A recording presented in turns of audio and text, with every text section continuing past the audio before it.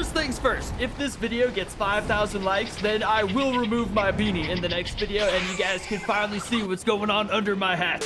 Muto Prime, otherwise known as Jinshin Mushi, otherwise known as the Dragon Beetle, has finally been added to Kaiju universe, and today I'm going to be showing you guys everything you need to know about this Kaiju. Every best possible way to utilize it in this game like a freaking professional, and it's gonna... Where am I going? I'm flying. What the crap is going on here? Okay, for starters, all the moves are in Russian, so we're just gonna have to accept that, okay? It makes it a little more difficult to know what the crap the moves are called, but I have no idea what they're called. First, I shall be showing you how to correctly utilize this beast in combat, so let's get right into it with my little sample test buddy right here. Okay, first we're going to attack each other to get our virulence up to 100%. It's like an important part for everything that you're going to want to do. First, you should know the first attack and the third attack both get 15% onto your virulence, but the second attack gets 24% onto your virulence. So if you ever want to stack it really quick, make sure to include your second attack.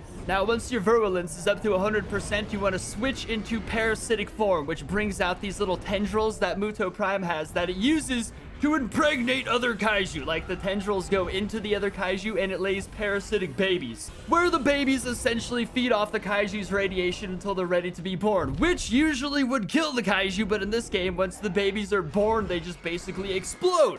Okay, my buddy has infected me with a tier 1 baby. What this does is once the countdown is complete, the baby explodes inside of you, doing a good deal of damage. Now, tier 1 is just one baby necessarily, so one baby exploding in you only does about 5,000 or 500 damage right there, so it doesn't damage for that much. You'll know when you did tier 1 because when you attack people, your virulence only goes down 50%. When it goes down 50%, that means you've just laid one baby, the first baby. So now he's got tier 1 right there, but it stacks higher. Tier 1 goes down, there's virulence 25% left. That means I've got 2 babies implanted in there. 2 babies does 1,000 damage, but it can go higher. It can stack up to 3 babies. Tier 3, now 3 does 1,500 damage once he explodes. So now we're just gonna give him a second to explode.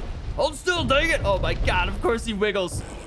And there it is. There's the explosion, and there's the massive amount of health he just lost right there. So tier 1 baby does 500 damage, tier 2 does 1,000, and tier 3 does 1,500. I will now have him show off this example on me so you guys can see what it looks like from our perspective. He's got to build his energy up a bit. Just go ahead and put my tentacles away right now, back to Ravager form. I gotta let him beat me up for a second so you can even get his virulence up in the first place. You can only get it up by attacking other Kaiju, not by destroying buildings. Okay, there's tier 1 infected. There's tier 2 infected. That's 2 babies laid. And there's tier 3 infected. That's 3 babies laid inside the Muto Prime. So once they explode in 10 seconds, it's gonna do 1,500 damage. It does so much, actually. It's actually really freaking useful, but mostly only if you get tier 3. Tier 3 is where the real money's at. Look at that.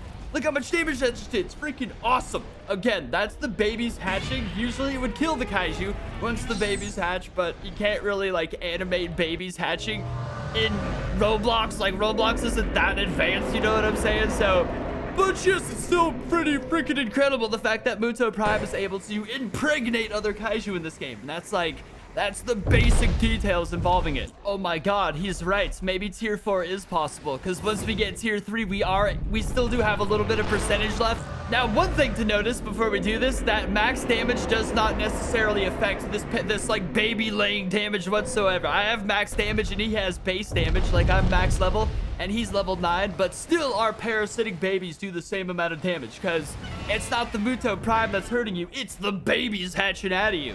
Okay, it's time. Let's try and get 4, man. Oh my god, see, it is random. The babies don't just always lay. Okay, there's tier 1. There's tier 2. Oh my god, what if it goes to 3? I mean, what if it goes to 4? That'd be crazy.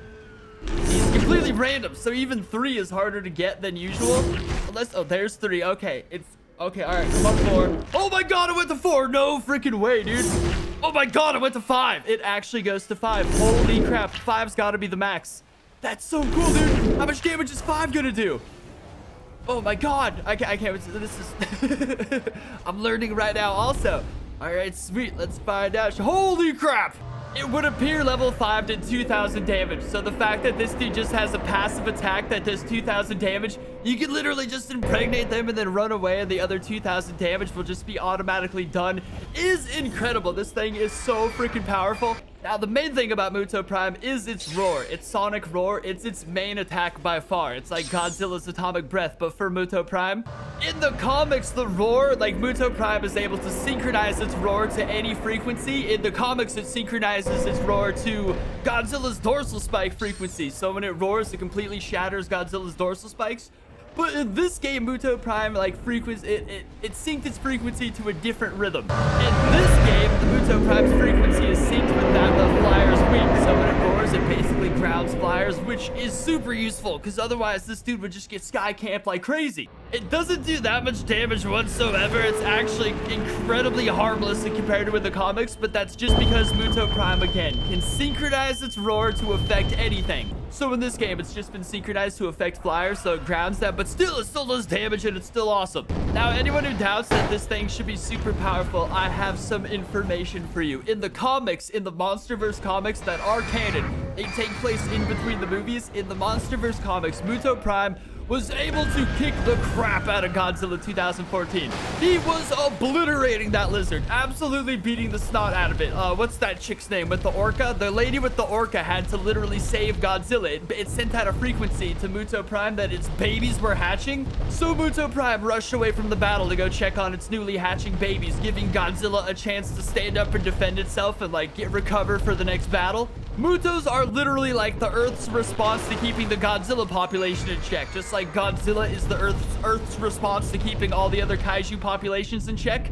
But the only weakness, the only true natural thing that could eliminate the entire Godzilla species is the Mutos. If Godzilla was ever lazy with it, stopped like keeping up on them, stopped monitoring all the Mutos, all it takes is for these things to lay one little nest of babies like in Godzilla 2014 the movie, and there will be thousands of Mutos all over the planet. And though Godzilla was able to beat up 2 Mutos fairly easy, thousands would absolutely decimate him and take the entire planet with him. It'd be freaking crazy. So Muto Prime is meant to be a crazy overpowered mega kaiju. It's not even like a little unfair. This is literally how they have it inside the MonsterVerse. Me personally, I think this thing is insanely worth getting. As you can see, it's crazy powerful. My only issue with the creature, my only issue is it is called the Titan Beetle. That's like its kaiju name. Like how Rodan is the fire demon, Muto Prime is the dragon beetle.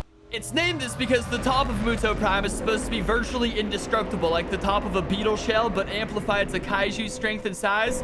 Also because of its incredible ability to dig down, burrow, and just basically move underground at incredible speeds. Muto Prime is said to even know where the tectonic plates like divide and where they separate, so it could use the tectonic plates to its advantage, essentially making earthquakes wherever it wants just to help itself out.